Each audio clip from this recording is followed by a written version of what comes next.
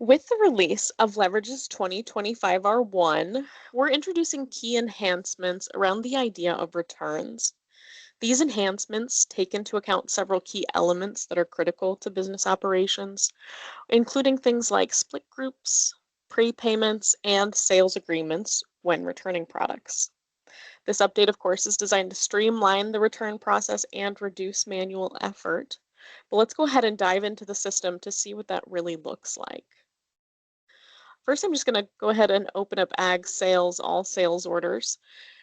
No matter how your order comes in, whether it be a manual negative line on a sales order, if this is brought in through a warehouse app or an integration, it may look similar to this. Obviously, this is a very simplified version, but we've got a negative quantity here on the line. Once this order is saved with a negative line, there's going to be a few options available here. You'll see that these are new as of 2025 R1. This invoice history, of course, goes to a sales invoice inquiry, but that's used to populate some of these link return lines. So let's go ahead and click on link return. And this will open up a dialog box. This dialog box is utilized similar to credit notes in the system, where it does allow you to enter in things like a reason note if needed. And then by default, we have this set to 6 months, which means these grid below are going to show the last 6 months worth of invoice lines. You can, of course, expand that and click display, but right now I'm going to keep it at that 6 months. And then you've also got this toggle around display 0 available to return.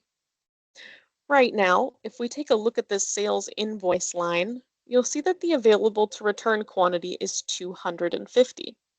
That's because the original order, that return quantity, was 250, so none of it has been returned at this time, which means it's all available. Sometimes you may want to know that there was nothing left, and in that case, you'll check this box in order to see those in this list.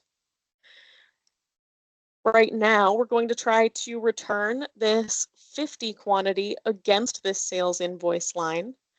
But you'll see here also that this was prepaid for. You can also see that there is a sales agreement on that line. And you can also see that there was a parent order. Now, I'm not going to worry about the related split details here, which mentions the partner order from that split group. But let's just consider that we return all 50 of the sales quantity to this sales order line.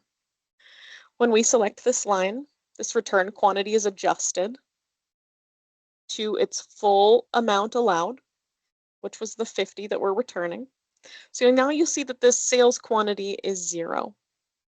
We could, at any point in time, adjust this prepayment amount. Maybe we do not want to return prepayment to them. You'll see here that this was the full prepayment amount paid, but now that we've reduced the quantity down to 50, this has also reduced. So it can only return back as much as this quantity would allow. So now that we've got it selected, let's go ahead and click OK to see what happens when we actually create this sales order link.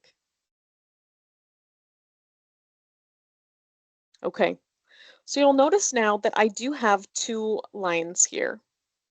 They're both for the same item and for the same quantity, but if we scroll all the way over to view the line status, you'll see that the first line here is canceled and the second line is an open order. Okay, that's because what we've done is essentially create a record that will allow us to always know exactly how much was on the original return that came into the system or that was created. And in this case, because we've only got 1 line, it looks like a duplicate almost. But the canceled line will not show up on invoices, whereas once we actually decide to invoice this line, you'll see this line show up. Note that, of course, these had different unit prices, and this one has prepay to return. And then, of course, as part of the process of doing returns, you'll see a couple of things fill in down here in the line details. So on this return line, the one that is in open order status right now, you'll see that we now have a return lot ID and that return sales order listed here.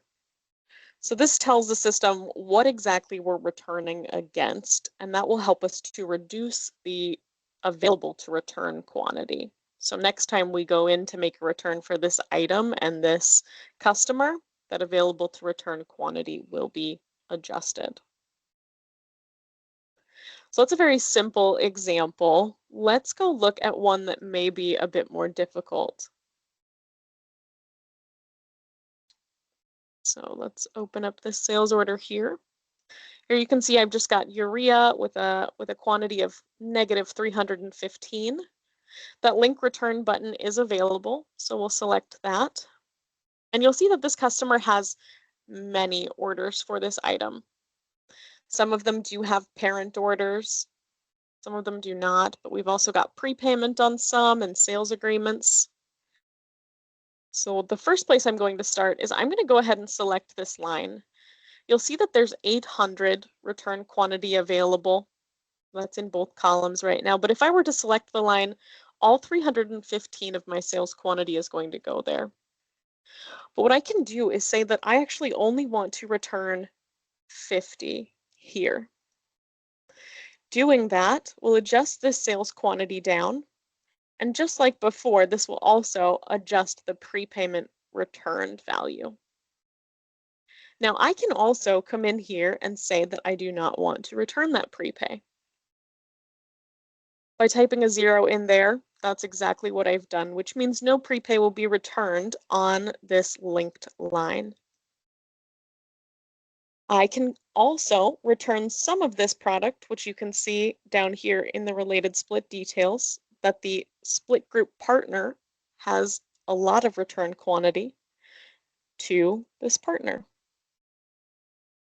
We can also adjust that prepayment value to be returned here as well, but let's go ahead and leave it on there.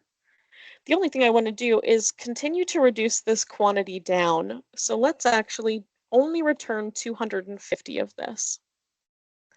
This will leave us with 15 sales quantity. Maybe there was an instance where these orders were actually filled up entirely and you didn't have a place to put this.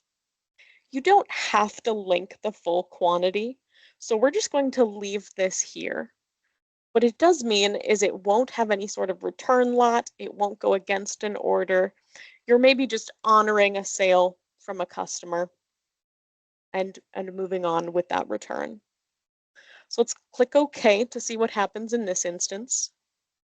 You'll see that the quantity remaining does not equal 0, so that's that sales quantity again. And we know that this doesn't equal 0 right now, so we're going to go ahead and click yes.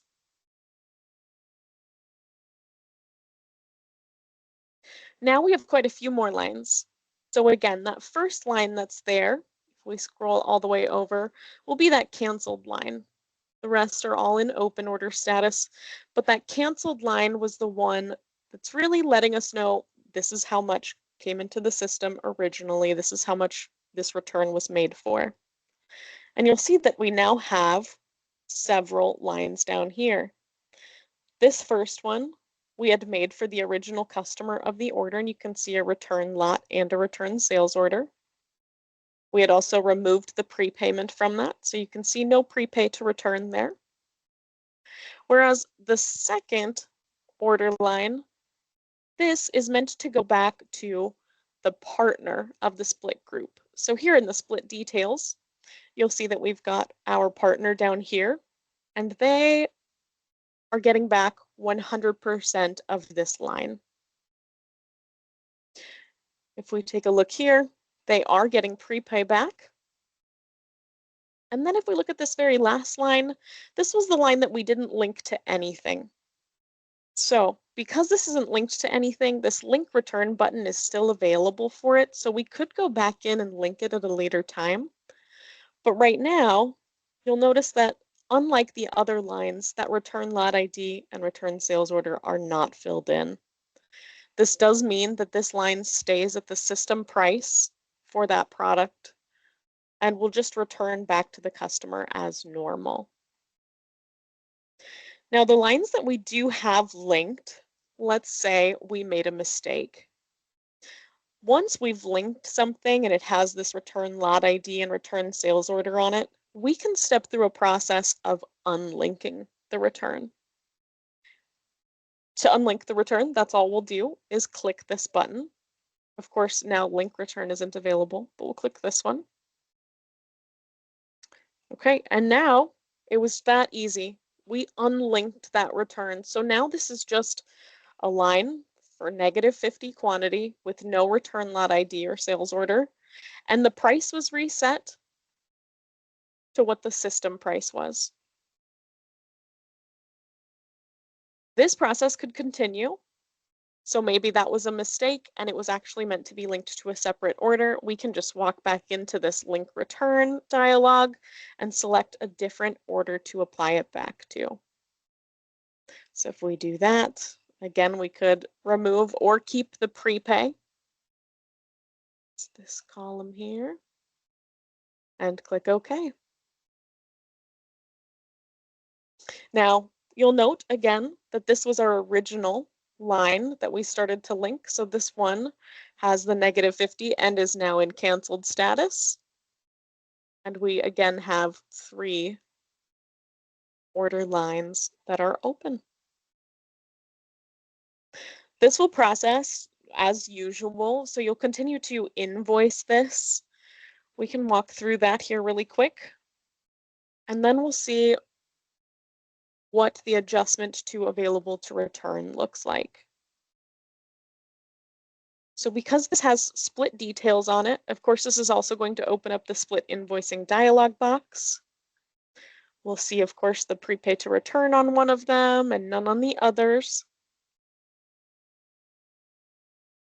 Okay, we do also see sales agreements if they're there. Let's click continue.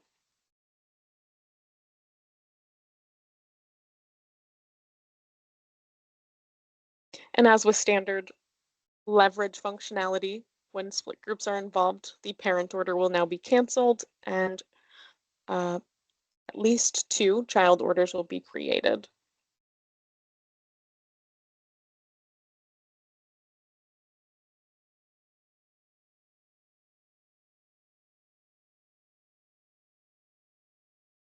Okay.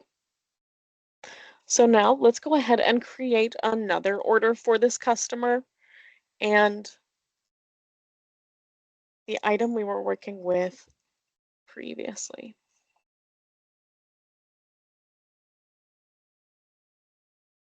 Go ahead and click OK.